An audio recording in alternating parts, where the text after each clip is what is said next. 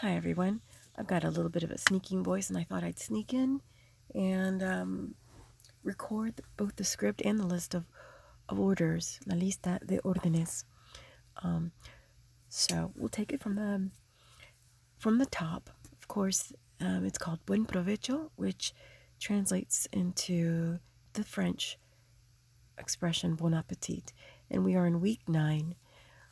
Although I know some of the pages printed out saying week 1, so you can just manually change the 1 into a number 9. And we'll take it from the top. Here we find the mother directing her request towards one child, because later on she says, well, I'm going to go ahead and call the others to the table. When she calls the others to the table, then she uses the plural. So at this point we're highlighting the singular, but I'm giving you the options for the plural, and I'll point those out. I'm going to try to omit reading. Por favor. I've just sprinkled it with please, and of course, you're welcome to do that when you speak to each other, which is nice because it's polite. But just to save up on my voice, we'll skip that, and we'll take it from the top. Line 1. Here's a parent or the mother, or any parent really could use these lines. And the first line says, Ven, ayúdame en la cocina. Ven, ayúdame, ayúdame en la cocina. Cocina. Cocina is kitchen. Ayúdame is help me. Ayúdenme is the plural. When you're directing it to more than one person, if you're asking 2 people to help you or 100 people to help you, you say ayúdenme with a D-E-N. Ayúdenme. Line 2. And here you have 2 choices of what you can rinse. And of course it's underlined. You can replace it instead of fruit or vegetables. You can say rinse the pots, or rinse the knives, or rinse the forks. Rinse anything. So line 2, enjuaga. Enjuaga. That's rinse. Enjuaga la fruta. Or you can say enjuaga las verduras. Verduras, the vegetables. Or, as I said earlier, enjuaga las ollas. That means pots. Or enjuaga las cuchillas. That's knives, or anything that needs rinsing. Line 3. Yo las pelo y las corto. I'll peel them and I will cut them up or chop them up. Yo las pelo y las corto. Corto. Line 4. Después, that's like saying next or then. Después, pon la mesa. Set the table. Line 5. Mientras, meanwhile, mientras reviso el horno o el asado, either one, while I check on or inspect. That's what reviso refers to. Let me check on the oven or the roast. Mientras reviso, mientras reviso el horno o el asado. Asado.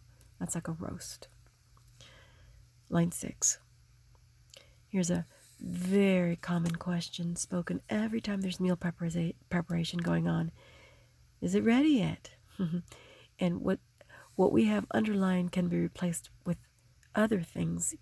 We have the words for the lunch or the dinner, but of course you can say the breakfast or the snack Or you can say the meal.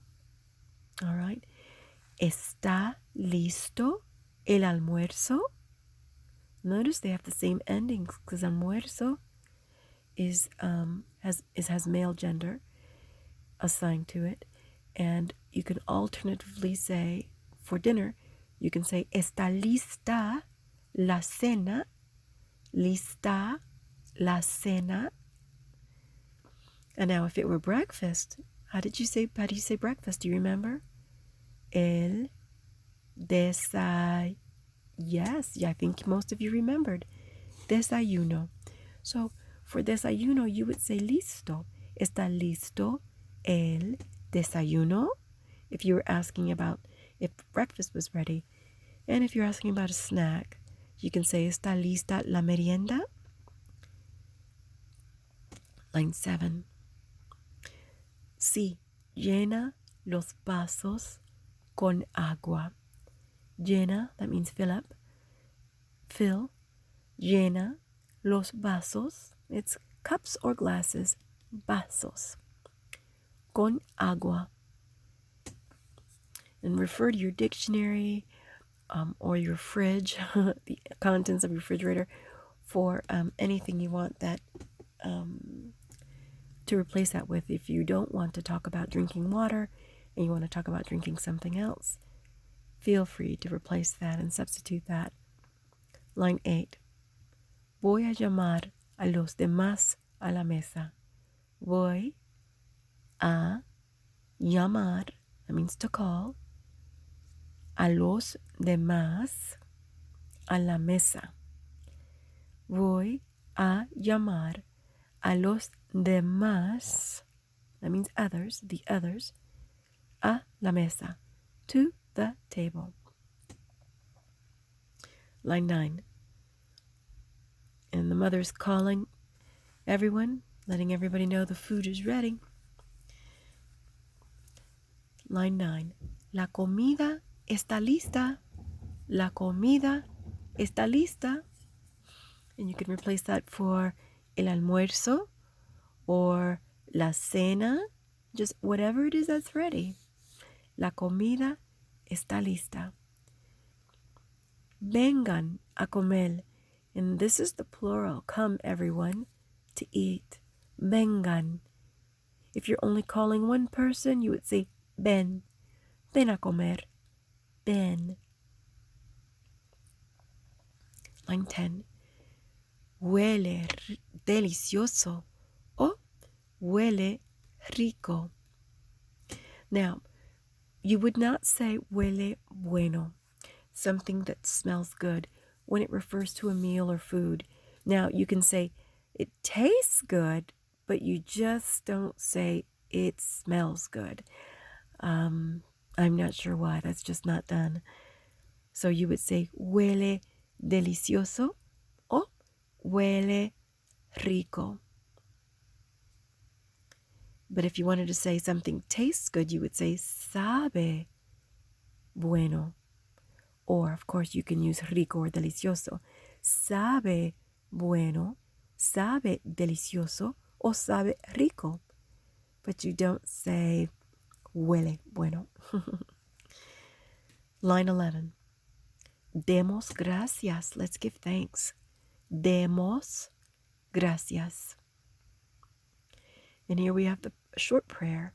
Padre, that means Father or Lord. Padre, te damos, we give you, gracias, thanks, por esta comida, for this meal. Amen. And the Father says the typical, thing to say before everybody digs in is buen provecho. Buen provecho. Buen provecho. And of course, you all have to say thank you. When somebody wishes you well, you have to say gracias. Buen provecho is here and gracias is here. Sorry, I didn't see that it was off the screen there. And I definitely want everyone reading the cultural highlights, both at the top and at the bottom of the script because they're very important and applicable to Spanish culture. And we'll close this one now and then record a new one for the list of orders. Bye for now.